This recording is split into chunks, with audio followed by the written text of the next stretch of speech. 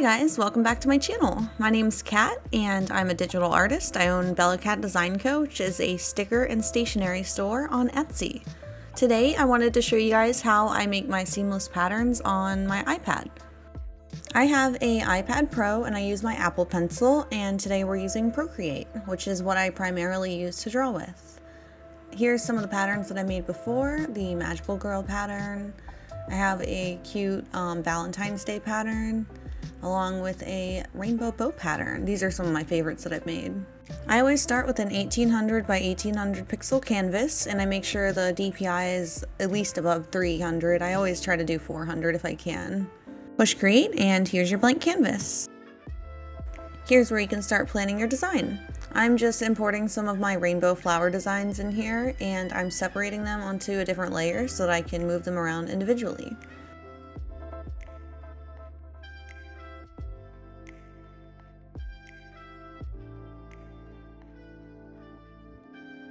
Once they're separated, I always group all of the separate layers together as like a base group, just in case I make a mistake, and I just hide that for the background. Duplicate that, and that's what we'll be working with today. Now you can start to arrange your pattern. This always takes me the longest to figure out where everything needs to go, so don't be worried to mess around with it for a little bit, to trial and error it and see how it looks.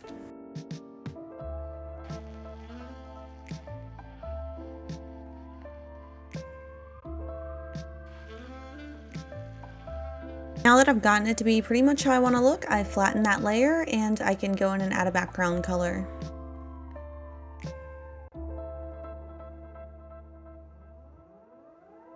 Between the designs, I usually like to add a little detail, like a dot or a sparkle or anything really that matches the theme, to make them kind of go together a little bit more. I find that that helps a lot. So here is your base pattern that you'll be using. So go ahead and save that as a PNG. From there, I group all of my pattern layers. I usually don't merge them just in case you want to move any aspects of it later, and I name it and I just put it away just in case we need it again. Go ahead and import the layer that we just saved back into your canvas and duplicate it 4 times. This, you need to make sure that magnetics and snapping are both on, or else it's not going to line up properly. Hide all 3 of your layers except for the top one, just to make it visually a little bit easier. And you're going to drag this to the first quadrant of this square in your canvas. Make sure that it's snapping to those middle lines. Do the same thing with each corresponding layer and drag it to the edge of the canvas. Just make sure that they're lining up super seamlessly. You shouldn't be able to see any white line in between the layers. When they're all lined up perfectly, then go ahead and merge these layers, and this is your base pattern file that you'll be using.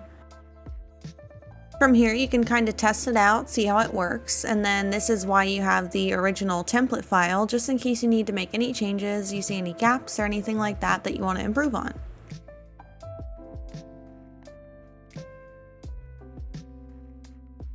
And this would be your final completed pattern. I really actually love how this one turned out. I think I'm going to turn it into a phone background. Go ahead and save it and you are done. I really love making seamless patterns just because they're so versatile. You can put them on clothing, phone backgrounds, whatever you want. I just really like having tons of options for my shop. This is a pretty quick tutorial, but I had a lot of people asking for a longer tutorial on how to make these patterns, so I really hope this helped you guys. If you have any questions or you'd like to see any other type of tutorials, just let me know. Thank you so much for being here, and I hope you have a great day. Bye!